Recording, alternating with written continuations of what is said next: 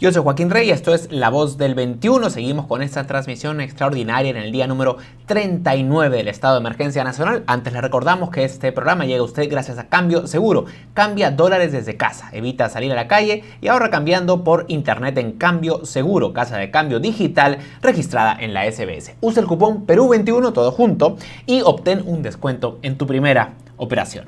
Bien, como ya hemos informado, la cuarentena se extiende hasta el día 10 de mayo, algo a tomar en cuenta, y también hay que destacar que ya hemos superado la barrera de las 20.000 de los 20.000 casos positivos del COVID. En este marco, evidentemente, las perspectivas económicas también se complican. Y una de las medidas que ha lanzado el gobierno para hacer frente a la crisis económica tiene que ver con la suspensión perfecta de labores, que para todo fin práctico es una licencia sin goce de haber por un periodo máximo de 90 días. El gobierno, el Ministerio de Trabajo, ha publicado ya el reglamento de cómo va a funcionar este mecanismo, y para resolver algunas dudas sobre este procedimiento, este reglamento, hemos tomado contacto telefónico con Samuel Chauca, quien es vocero del Ministerio de Trabajo y Promoción del Empleo. Señor Chauca, buenas tardes. ¿Qué tal? Buenas tardes, Joaquín. Gracias por la invitación. A usted por tomar nuestra llamada. Quisiera empezar preguntándole la principal duda, que es ¿a quiénes puede aplicar este mecanismo de suspensión perfecta? ¿Qué tipo de trabajadores podrían estar sujetos a que se les aplique esta modalidad? Sí, correcto. En relación con el ámbito de aplicación, es todas las empresas del sector privado. Sin embargo, como lo ha ido señalando la ministra en declaraciones anteriores, se trata de una herramienta que tiene como finalidad ser un recurso último luego de agotarse otra serie de medidas, ¿no? En primer lugar, el decreto de urgencia que salió el 14 y que, como tú bien mencionas, ha sido complementado con este decreto supremo que se publicó el 21, tiene como premisa que la primera medida que debe tomar el empleador es aplicar el trabajo remoto. Si no se puede aplicar el trabajo remoto, se pasa a la licencia con goce de haber compensable, que, como tú muy bien has señalado, implica que hay un pago y el trabajador, posteriormente a que termine la medida de aislamiento, va a realizar las labores que ha dejado de elaborar en este periodo. Y luego de agotadas estas dos medidas, ante imposibilidad de aplicar ambas, ya sea por la naturaleza de las labores, y eso justamente precisa el reglamento, en qué casos hay imposibilidad de trabajo remoto, cuando de repente si yo tengo un servicio que la persona tiene que estar físicamente ahí, o trabaja con una máquina que no se puede mover y está dentro de trabajos. Entonces, estos supuestos donde hay imposibilidad de trabajo remoto, o que haya imposibilidad de licencia con goce, porque de repente puede haber empresas que pueden compensar las horas, ¿no? ¿Qué pasa si son empresas que tienen ya el tope de horas, forma administrativa, que más tiempo, que son empresas que tienen una actividad que puede poner en riesgo la salud del trabajador el hecho de hacer sobre tiempo? Entonces, cuando no haya compatibilidad de opciones, el decreto de urgencia lo que hace es abrir un abanico de posibilidades acordadas entre ambas partes. Entonces, el decreto supremo presenta también ejemplos que puede acordar acuerdo de adelanto de vacaciones, se puede dar también reducción de la jornada, reducción de la remuneración, se puede dar también que el empleador decida otorgar vacaciones ya vencidas.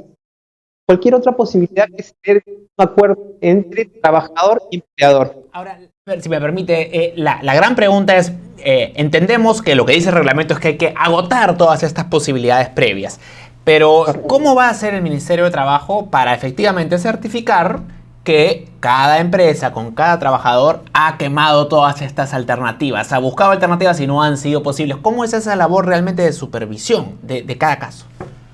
Sí, correcto. Este mecanismo de la suspensión perfecta, Joaquín, para tenerlo claro también, ya existía antes del decreto de urgencia, ¿no? Esto era una medida que implementa el empleador ante casos de supuestos de caso fortuito o fuerza mayor que impidan continuar con la prestación.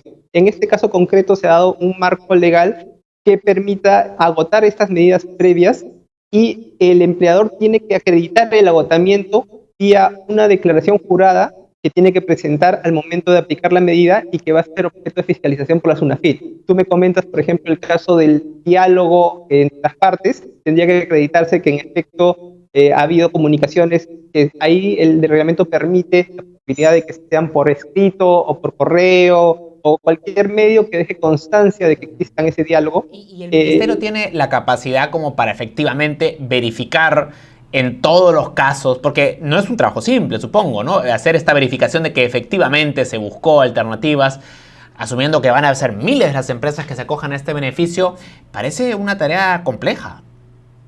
Sí, bueno, definitivamente es una tarea compleja que está a cargo tanto del ministerio como ente administrativo que evalúa los casos, como de la SUNAFIL, que es una entidad que tiene la autoridad inspectiva a su cargo, ¿no? Definitivamente se van a enfocar los recursos para poder atender a esta demanda. Algo que también comentó el viceministro de Trabajo hoy es que como ha salido este reglamento que afina más a detalle los filtros, se prevé que las empresas tengan que adecuarse. Muchas de ellas probablemente no cumplan con estos requisitos y de repente desistan de su solicitud, ¿no? Entonces, sí hay que tener en cuenta que esta verificación se va a realizar, Joaquín, en todos los casos y donde se identifique que no se cumple con los requisitos, la consecuencia es que el trabajador tiene derecho al pago de las remuneraciones que hubiera dejado de percibir y el empleador multa. Una duda ahí, ¿esto se hace de oficio, esta verificación, o hace falta que el empleado haga algún tipo de denuncia para que SUNAFIL o el ministerio puedan proceder a hacer la verificación? Se hace de oficio, Joaquín. No, definitivamente, como lo comentó la ministra, ahí el ministerio está tomando el rol activo de garantizar que no existan situaciones de abuso con esta medida, ¿no? Y se va a hacer de oficio en todos los casos porque todos tienen que ser revisados y objeto de una resolución por parte de la autoridad administrativa que finalmente valide. Y como te decía, la consecuencia de que no se valide es esta restitución de los salarios, reanudación de las actividades e incluso podría haber consecuencias penales. Se ve que hay una mala fe o un delito contra la fe pública si es que la declaración jurada es evidentemente manifiestamente falsa. ¿Cuántos trabajadores esperan ustedes como sector que pasen a esta modalidad de suspensión perfecta?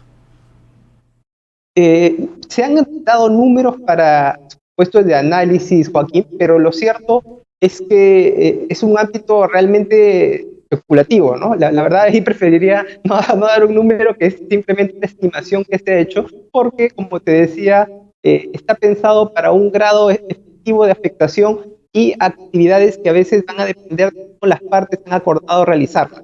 Es bastante casuístico el análisis. ¿Y cómo es el procedimiento? Si una empresa quiere proceder a pasar a algunos trabajadores a la licencia, esta suspensión, ¿qué debe hacer? ¿Hay un procedimiento ante el ministerio? ¿Cuáles son los pasos?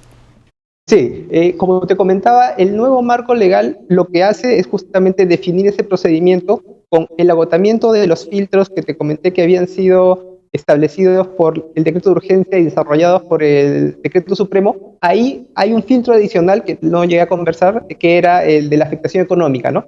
Para esa afectación económica tiene que acreditarse un ratio entre el costo de planillas y los ingresos, y que ha crecido ese ratio en determinados porcentajes en función al nivel de la empresa. La microempresa tiene un ratio distinto que la mediana y la grande, y también va a depender del periodo en el cual se presenta la solicitud, porque recordemos que es distinto el caso de las empresas que de repente presenten ahora en abril, que han trabajado la mitad de marzo, versus una que la presenta en mayo, que no ha trabajado todo abril. Entonces se ha atendido a esas distintas realidades en el análisis del económico. Una vez que como empleador valido que estoy en esos supuestos, y que ha agotado las posibilidades de acordar con los trabajadores todas estas opciones que también te comenté. Y un punto que creo que tampoco comenté era que para estos acuerdos tiene que participar el sindicato o el representante de los trabajadores donde lo haya. No es un tema netamente individual, sino que la idea es que el colectivo de trabajadores con el empleador puedan llegar a un acuerdo que satisfaga a ambas partes. Si no se llega a ese acuerdo, recién se pasa la suspensión perfecta y ahí el empleador tiene que presentar una declaración jurada ante el Ministerio de Trabajo. Esta declaración jurada va a ser objeto de una verificación posterior por parte de la SUNAFIL, y luego de que tiene informe de SUNAFIL, la Autoridad Administrativa de Trabajo evalúa la solicitud del expediente y dice si es válido o declara improcedente. ¿Hay un límite para el número de trabajadores de una empresa que pueden pasar a modalidad de suspensión perfecta? O más precisamente, ¿podría una empresa pasar a casi la totalidad de sus trabajadores a suspensión perfecta?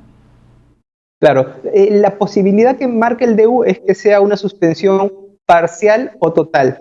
definitivamente acá lo lógico es que sea en función al nivel de afectación, porque aquellos negocios como por ejemplo restaurantes y hoteles, sería lo normal que opten por una opción de suspensión total ya que no van a tener ninguna actividad, y en los otros casos, si es que hay una afectación económica que no permite aplicar las otras medidas que decíamos, probablemente el empleador optará por una suspensión parcial, porque entendamos que el empleador también quiere mantener su actividad porque es su fuente de ingresos.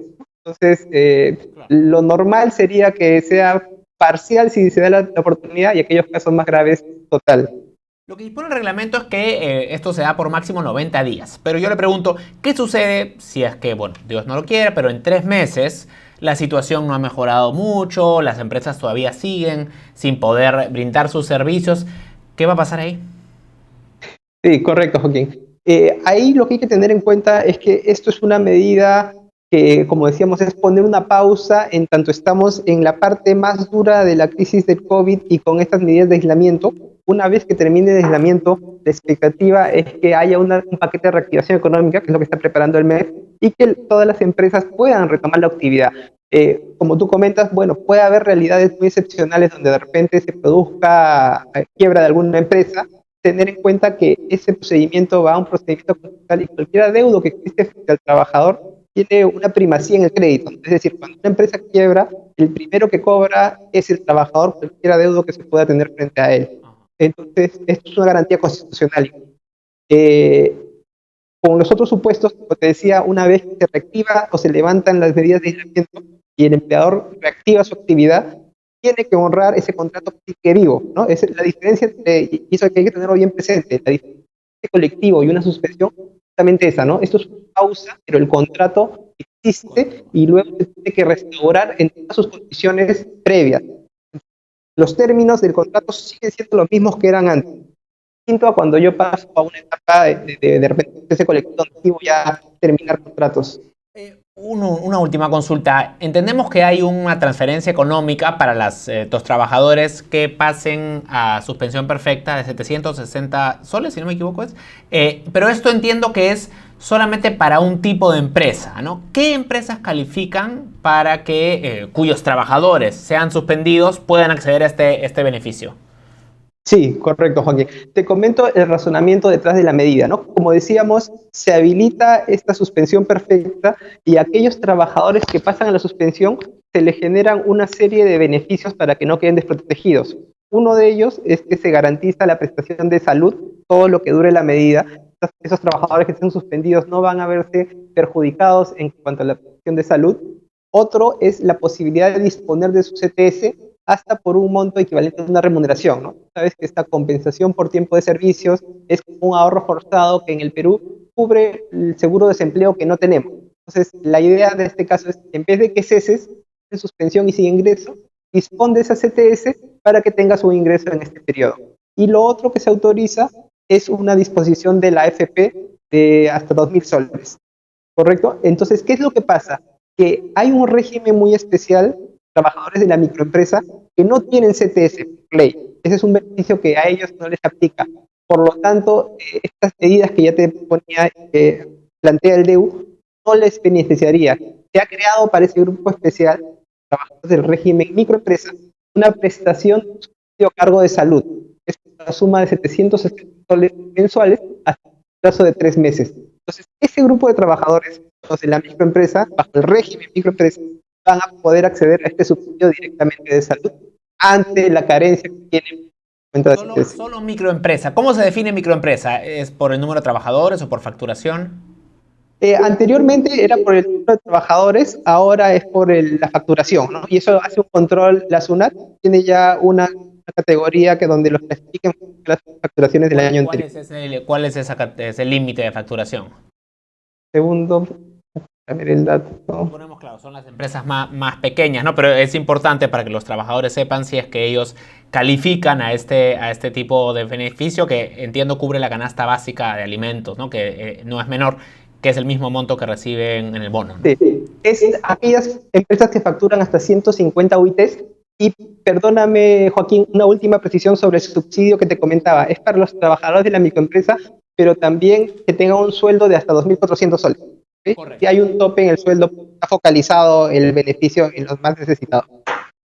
Muy bien, perfecto. Bueno, quedan aclaradas varias de estas dudas. Yo le agradezco mucho, señor Chauca, por este tiempo y estaremos atentos pues a cuántas empresas y cuántos trabajadores se acogen a este régimen. Muy amable. Muchas gracias por la oportunidad, Joaquín. Hasta luego. Saludos. Bien, era Samuel Echauca, vocero del Ministerio de Trabajo y Promoción del Empleo, dando precisiones sobre la modalidad de suspensión perfecta de labores, esta licencia sin goce de haber que ya se puede aplicar en las empresas que están pasando penurias por la situación económica, que no pueden pagar a sus trabajadores y por lo tanto pueden optar por esta suspensión temporal solamente 3 meses, luego de lo cual se espera que la relación laboral, contractual, retome la normalidad. Vamos a hacer un corte y regresamos en cualquier momento con este día número 39 del estado de emergencia nacional. Antes le recordamos que este programa llega a usted gracias a Cambio Seguro. Cambia dólares desde casa, evita salir a la calle y ahorra cambiando por internet en Cambio Seguro, casa de cambio digital registrada ante la SBS. Usa el cupón Perú21, todo seguido, y obtén un descuento en tu primera operación. Con permiso.